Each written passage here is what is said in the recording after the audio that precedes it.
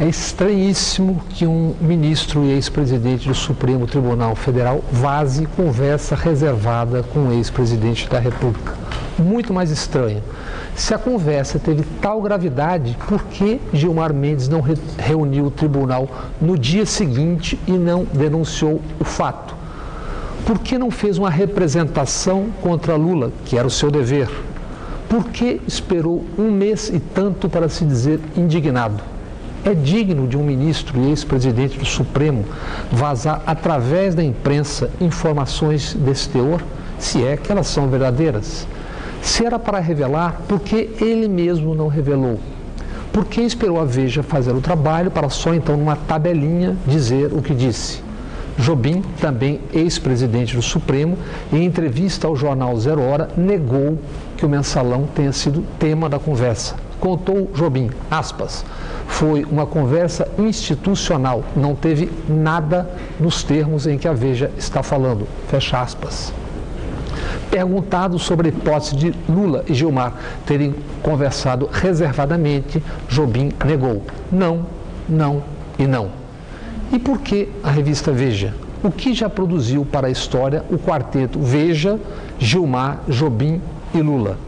Em 3 de setembro de 2008, acompanhado de outros ministros do Supremo, Gilmar Mendes foi ao Palácio para, como disse então, chamar Lula às falas.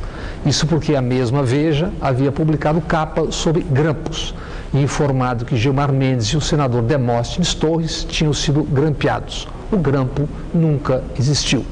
Mas a cobrança de Gilmar, nisso auxiliado pelo mesmo Jobim, então ministro da Defesa, levou à queda de Paulo Lacerda e 3 diretores da ABIN. Mais grave, reverberado por colunas amestradas, o grampo que nunca existiu foi a arma usada para atacar a Operação Satyagraha, aquela que prendeu Daniel Dantas. O campo para os ataques foi a CPI dos grampos, CPI presidida pelo deputado Marcelo Itagiba. Itagiba, que teve a ajuda do presidente do banco de Daniel Dantas para a sua campanha. Tudo sempre muito estranho, ou muito claro. Estranho, por exemplo, que Demóstenes Torres, o mesmo da CPI do Cachoeira, tenha empregado em seu gabinete uma enteada de Gilmar Mendes.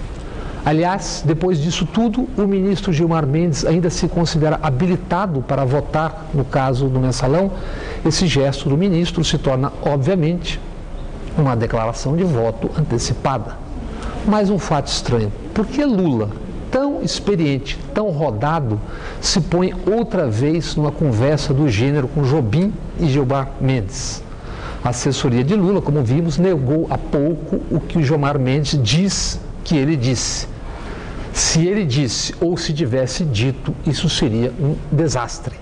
De qualquer forma, o ex-presidente Lula cometeu um erro político.